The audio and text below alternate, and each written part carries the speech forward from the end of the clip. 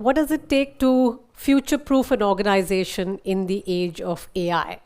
My guest, Sara hrvall, has dealt with that question in several leadership roles.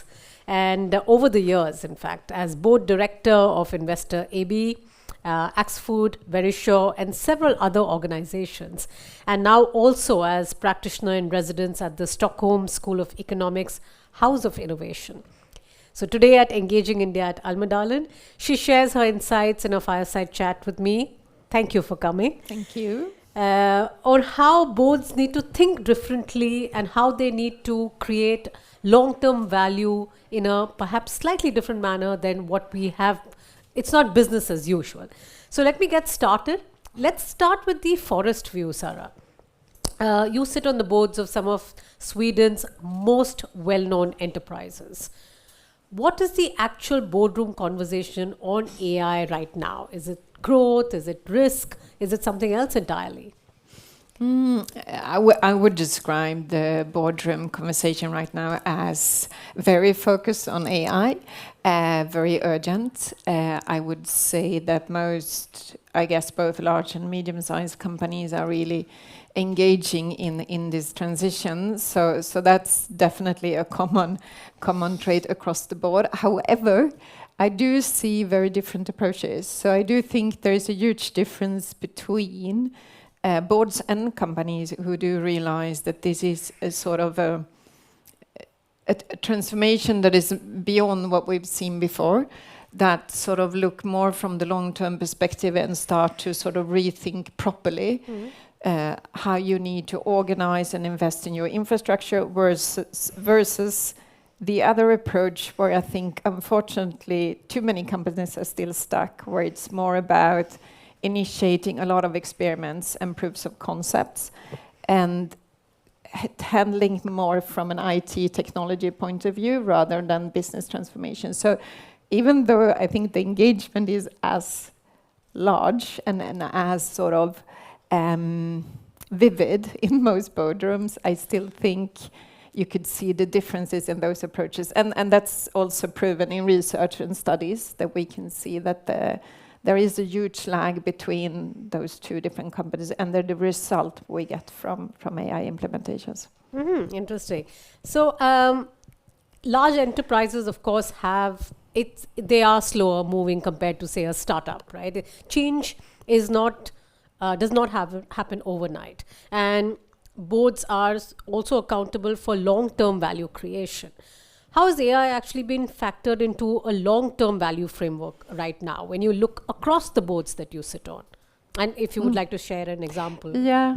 Well, I do think, there is a little bit of this myth of this sort of slow-moving large company, because when it comes to artificial intelligence, it's a lot about sort of making use of large volumes of data. And the large companies who do realize that actually sit on top of properties that can now be used. If you're a startup, you quite often struggle with that you don't have that data. You don't have that volume of customers. You don't have that sort of scale of things. So actually, I do think this is a bit of a sort of new opportunity for large companies to actually prove that they can move fast. Because also, again, if you take on this sort of more long-term approach to artificial intelligence, it does require some pretty substantial investments in sort of compute infrastructure, in inference, and in sort of preparing your data and making it more AI-enabled, and that requires capital. So again, obviously, I sit on the board of Stockholm School of Economics Business Lab, where there are like enormous amount of creativity in terms of new startups, very impressive ones. But what you do see is that many of them actually work with applications on top of large language models. So they invent on the sort of at the surface of things, which sometimes proves to be working, but I'm afraid maybe long term is not the most sort of transformative business idea. So again, I see that large corporates that can understand the power of this, that they can actually use this technology to take some giant leaps. Interesting. So you're saying the base layer is already there in terms of the infrastructure, and well, it should be there. I wouldn't say it is there, but what I mean is that any large bank, any large manufacturer they sit on top of volumes of data.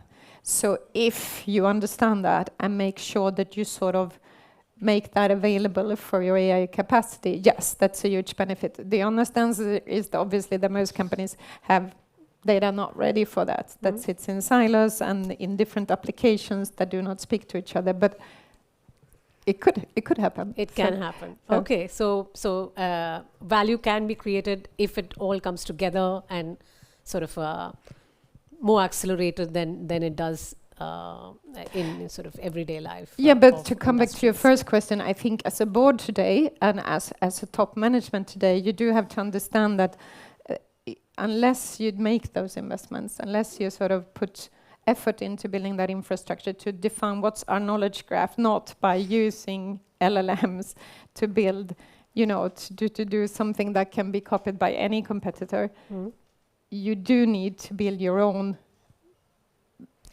artificial intelligence based on your proprietary data. That's the only way to stay long-term competitive. So I think that is the challenge we all have to embark upon and push as a board. So that's also interesting in terms of which direction do you see Sweden sort of heading? There is a lot of talk of sovereign AI when it comes to Sweden. So tell us a little more than what we... Well, yes. I mean, it is quite recent, though, for obvious reasons. But yes, that conversation is certainly taking place right now. A lot of companies are rethinking their infrastructure and their dependence on AI suppliers from other parts of the world. However, I think, again, as unless you have, as a company, a proper AI agenda driven from the top, it will be very hard to define sort of where can we trust suppliers from regions that are not sort of within our sort of immediate neighborhood, and when do we need to develop our own proprietary models and make sure we have sort of control of our systems, and that sort of those strategic decisions have to be part of a larger sort of AI agenda.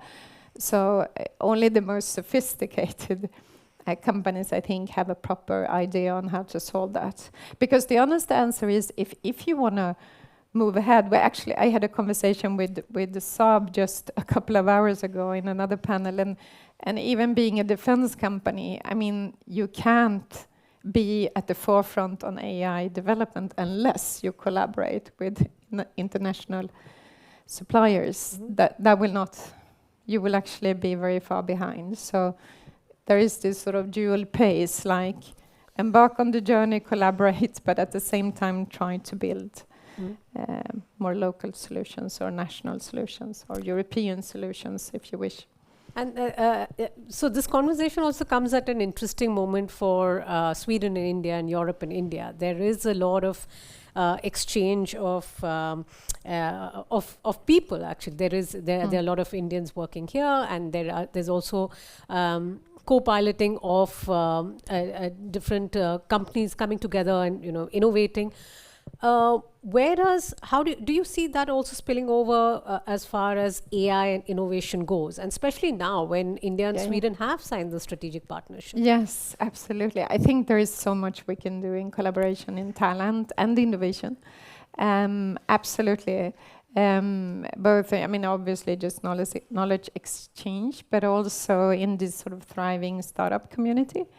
There would be a lot of potential. And I think there are some specific areas where it sort of seems quite obvious there would be interesting collaboration areas, and one would be, I think, public digital infrastructure, sort of how to solve that sort of, I think, immediate concern in terms of how do you build that to benefit society at large, while still sort of making sure you keep privacy at sort of in focus. So that would be an interesting area, and I do think physical AI is sort of industrial AI, because I mean, at least in the context we have with the sort of large American suppliers such as Anthropic and OpenAI and Google, for that matter, that is not an area where they've come as far. they're more focused on the sort of the digital space and not sort of solving the world model or the industrial models. And we have the manufacturing companies here, we have industrial companies, and so does India. And I mean, that space, if to sort of collaborate in terms of what would be the next versions of models that could actually work in a physical environment and be applicable in manufacturing processes, it's just enormously interesting. And of course, there are a lot of companies sort of trying to solve it as we speak. But again, I think there is more of an opportunity in that space to build something. And I think that would be an interesting area to collaborate further, because there seem to be like mutual interest in sort of pushing that space. Yeah, and you spoke about DPI, etc. We had this morning, we played out an interview with Pramod Verma. He is the architect behind the Indian digital ID for sort of the Indian citizens. So again, discussing with him how can there be sort of exponential change, but rail guards as well. And he did mention questions of identity, questions of safety, trust, these factors also coming in. But I want to just move away from this a little bit to Sweden's model when it comes to the workforce, and when decisions are made at the top, at the board level, the people as such, because the way the society is based, right? They're taken care of. So in terms of job losses or retraining, etc. How are you really seeing that conversation happen in an AI age? I think honestly that we underestimate that problem. I'm personally quite worried that we're going to see a few years with very broken system. It worries me that a lot of economists still say that we will not see dramatic job losses. I cannot in any way believe in that, because when you work in this project, I work with large-scale AI implementations, and you see the results in front of your eyes. To me, it's obvious that this will happen. So I think the level of preparedness is far too low, also in Sweden, far too low. Because obviously for each individual company at board level, you'll need to make a decision in terms of, will we move towards efficiencies, or will we have a grander plan, which means that for every hour we save with AI, we have another deployment which is more of value creation. That should be the agenda, I think, to create long-term competitiveness. I don't think every company will move in that direction. I think some companies will take the easy route to sort of stay competitive, lower prices, and thereby actually get rid of people. So, and that will be possible with the new agents. That will be possible, and it's now. It's 2026 and 2027, and therefore, I do think that, and that's across regions and countries. I think we all have to have a better plan for how to sort of handle this transition, and I think it's quite urgent. But if you ask for Sweden, yes, I think some companies are certainly thinking about it. From a society point of view, no, there is not enough urgency. But how does one sort of get this message across as well? Because we understand sort of how the technology is making us faster, it's exponential growth, but you're talking about the human factor. So how does one get that message across in the same pace as, when one talks about a technology leap? Well, maybe I think one way would be to look upon it more from a practitioner point of view. I think actually even in the last panel you talked about we cannot yet see productivity gains. No, that's true. We cannot yet see that unemployment is rising. No, that's true. But honestly, I mean, from a practitioner's point of view, we know this is going to happen. So should we wait for those numbers, or should we sort of start? I think Geoffrey Hinton says that it's better to overreact than underreact.